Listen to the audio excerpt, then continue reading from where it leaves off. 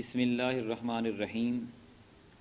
سامعین کرام، غزوہ بدر کی جو جنگ تھی وہ ہم نے اس کا تذکرہ کیا اور پھر اس میں ہم نے یہ دیکھا کہ مسلمانوں کا پلڑا بھاری رہا۔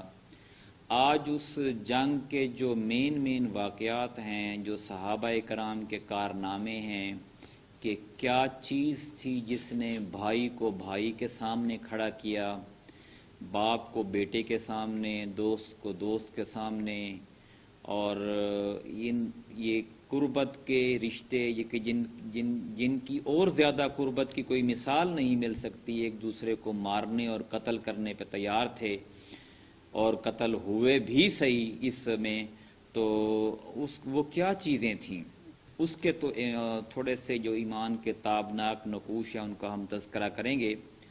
حضرت عمیر بن الحمام اور حضرت عوف بن حارث ابن افرا کے ایمان افروز کارناموں کا ذکر ہم نے پہلے کچھ پڑھ لیا تھا۔ اس مارکے میں قدم قدم پر ایسے مناظرے پیش آئے ہیں جن میں عقیدے کی قوت اور اصول کی پختگی نمایاں اور جلوہ گر تھی۔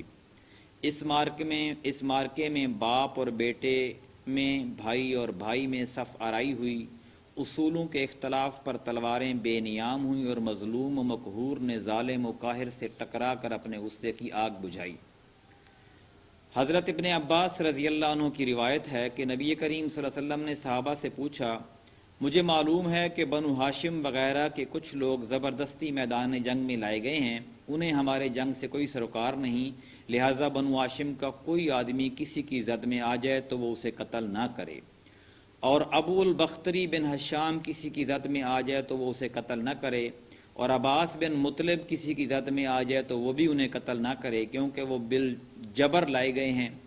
اس پر عتبہ کے صاحبزادے حضرت ابو حذیفہ رضی اللہ عنہ نے کہا، کیا ہم اپنے باپ، بیٹوں، بھائیوں اور کنبے قبیلوں کے لوگوں کو قتل کریں اور عباس کو چھوڑ دیں؟ خدا کی قسم اگر اس سے میری مٹ بھیڑ ہو گئی تو میں تو اسے تلوار کی لگام پہنا دوں گا۔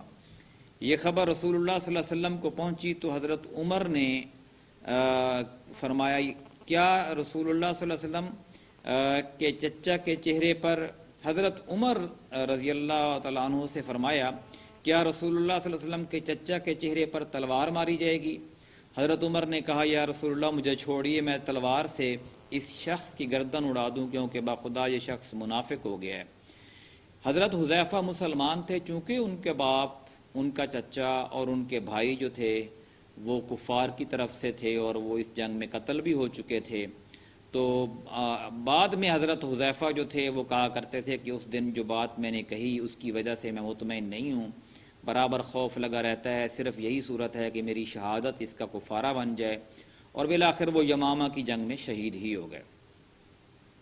ابو البختری کو قتل کرنے سے اس لیے منع کیا گیا تھا کہ مکہ میں یہ شخص سب سے زیادہ رسول اللہ صلی اللہ علیہ وسلم کی ایذا رسانی سے اپنا ہاتھ روکے ہوئے تھا، آپ کو کسی قسم کی تکلیف نہ پہنچاتا تھا اور نہ اس کی طرف سے کوئی ناگوار بات سننے میں آتی تھی، اور یہ ان لوگوں میں سے تھا جنہوں نے بنی ہاشم اور بنی مطلب کے بائیکاٹ کا صحیفہ چاک کیا تھا۔ لیکن ان سب کے باوجود ابو البختری قتل کر دیا گیا۔ ہوا یوں کہ حضرت مجزر بن زیاد بلوی سے اس کی مٹ بھیڑ ہو گئی، اس کے ساتھ اس کا ایک اور ساتھی بھی تھا، دونوں ساتھ ساتھ لڑ رہے تھے۔ حضرت مجزر نے کہا، ابو البختری، رسول اللہ نے ہمیں آپ کو قتل کرنے سے منع کیا ہے۔ اس نے کہا، اور میرا ساتھی؟ حضرت مجزر نے کہا، نہیں، باخدا ہم آپ کے ساتھی کو نہیں چھوڑ سکتے۔ اس نے کہا، خدا کی قسم تب تو میں اور وہ دونوں مریں گے۔ اس کے بعد دونوں نے لڑائی شروع کر دی اور مجزر نے مجبوراً اسے بھی قتل کر دیا۔ مکہ کے اندر جاہلیت کے زمانے سے حضرت عبد الرحمن بن عوف اور امیہ بن خلف میں دوستی تھی۔ جنگ بدر کے روز امیہ اپنے لڑکے علی کا ہاتھ پکڑے کھڑا تھا کہ اتنے میں ادھر سے حضرت عبد الرحمن بن عوف کا گزر ہوا، وہ دشمن سے کچھ زریں چھین کر لادے لیے جا رہے تھے۔ امیہ نے انہیں دیکھ کر کہا، کیا تمہیں میری ضرورت ہے؟ میں تمہارے ان زروں سے بہتر ہوں، آج جیسا منظر تم نے دیکھا ہی نہیں، کیا تمہیں دودھ کی حاجت نہیں؟ مطلب یہ تھا کہ مجھے قید کرے گا، میں اسے فدیے میں خوب دودھیل اونٹنیاں دوں گا۔ یہ سن کر حضرت عبد الرحمن بن عوف نے زیرہ پھینک دی اور دونوں کو گرفتار کر کے آگے بڑھے۔ حضرت عبد الرحمن کہتے ہیں کہ میں امیہ اور اس کے بیٹے کے درمیان چل رہا تھا کہ امیہ نے پوچھا، آپ لوگوں میں وہ کون سا آدمی تھا جو اپنے سینے پر شتر مرغ کا پر لگائے ہوئے تھا؟ میں نے کہا وہ حضرت حمزہ بن عبد المطلب تھے۔ امیہ نے کہا یہی شخص ہے جس نے ہمارے اندر تباہی مچا رکھی تھی۔ حضرت عبد الرحمن کہتے ہیں کہ واللہ میں ان دونوں کے لیے جا رہا تھا کہ اچانک حضرت بلال نے امیہ کو میرے ساتھ دیکھ لیا۔ یاد رہے کہ امیہ حضرت بلال کو مکے میں ستایا کرتا تھا۔ حضرت بلال نے کہا او کفار کا سرغنہ امیہ بن خلف، اب یا تو میں بچوں گا یا یہ بچے گا۔ میں نے کہا اے بلال یہ میرا قیدی ہے۔ انہوں نے کہا اب یا تو میں رہوں گا یا یہ رہے گا۔ پھر نہایت بلند آواز سے پکارا اے اللہ کے انصارو، یہ رہا کفار کا سرغنہ امیہ بن خلف، اب یا تو میں رہوں گا یا یہ رہے گا۔ حضرت عبد الرحمن کہتے ہیں کہ اتنے میں لوگوں نے ہمیں کنگن کی طرح گھیر لیا۔ میں ان کا بچاؤ کر رہا تھا مگر ایک آدمی نے تلوار سونت کر اس کے بیٹے کے پاؤں پر ضرب لگائی اور وہ تیورا کر گر گیا۔ ادھر امیہ نے اتنی زور کی چیخ ماری کہ میں نے ویسی چیخ کبھی سنی ہی نہیں تھی۔ میں نے کہا نکل بھاگو، مگر آج بھاگنے کی گنجائش نہیں، خدا کی قسم میں تمہارے کچھ کام نہیں آ سکتا۔ حضرت عبد الرحمن کا بیان ہے کہ لوگوں نے اپنی تلواروں سے ان دونوں کو کاٹ کر ان کا کام تمام کر دیا۔ اس کے بعد حضرت عبد الرحمن کہا کرتے تھے اللہ بلال پر رحم کرے، میری زیریں بھی گئیں اور میرے قیدی بھی مجھ سے تڑپا دیے۔ زاد المیعاد میں علامہ ابن قیم نے لکھا ہے کہ حضرت عبد الرحمن بن عوف بن امیہ بن خلف سے کہا کہ گھٹنوں کے بل بیٹھ جاؤ، اور وہ بیٹھ گیا اور عبد الرحمن نے اپنے آپ کو اس کے اوپر ڈال لیا، لیکن لوگوں نے نیچے سے تلوار مار کر امیہ کو قتل کر دیا۔ اس مارکے میں حضرت عمر بن خطاب نے اپنے ماموں عاص بن ہشام بن مغیرہ کو قتل کیا۔ حضرت ابو بکر صدیق نے اپنے بیٹے عبد الرحمن کو، جو اس وقت مشرکین کے ہمراہ تھے، پکار کر کہا اور او خبیث میرا مال کہاں ہے؟ عبد الرحمن نے کہا ہتھیار، تیز رو گھوڑے اور اس تلوار کے سوا کچھ نہیں جو بڑھاپے کی کمزوری کا گمراہی کا خاتمہ کر سکتی ہو۔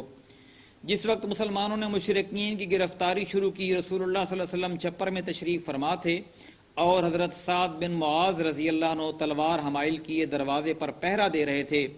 رسول اللہ صلی اللہ علیہ وسلم نے دیکھا کہ حضرت سعد کے چہرے پر لوگوں کی اس حرکت کا ناگوار اثر پڑ رہا ہے۔ آپ نے فرمایا اے سعد، بخدا ایسا محسوس ہوتا ہے کہ تم کو مسلمانوں کا یہ کام ناگوار ہے؟ انہوں نے کہا جی ہاں، خدا کی قسم ہے اللہ کے رسول، یہ اہل شرک کے ساتھ پہلا مارکہ ہے جس کا موقع اللہ نے ہمیں فراہم کیا، اس لیے اہل شرک کو باقی چھوڑنے کی بجائے مجھے یہ بات زیادہ پسند ہے کہ انہیں خوب قتل کیا جائے اور اچھی طرح کچل دیا جائے۔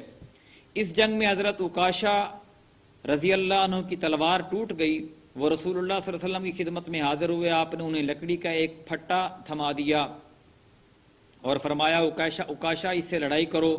عکاشہ نے اسے رسول اللہ صلی اللہ علیہ وسلم سے لے کر ہلایا تو وہ ایک لمبی، مضبوط اور چم کرتی ہوئی سفید تلوار میں تبدیل ہو گیا۔ پھر انہوں نے اس سے لڑائی کی یہاں تک کہ اللہ نے مسلمانوں کو فتح نصیب فرمائی۔ اس تلوار کا نام اون یعنی مدد رکھا گیا۔ یہ تلوار مستقلاً حضرت عکاشہ کے پاس رہی اور اس کو لڑائیوں میں استعمال کرتے رہے یہاں تک کہ دور صدیقی میں مرتدین کے خلاف جنگ کرتے ہوئے شہید ہو گئے۔ اس وقت بھی یہ تلوار ان کے پاس ہی تھی۔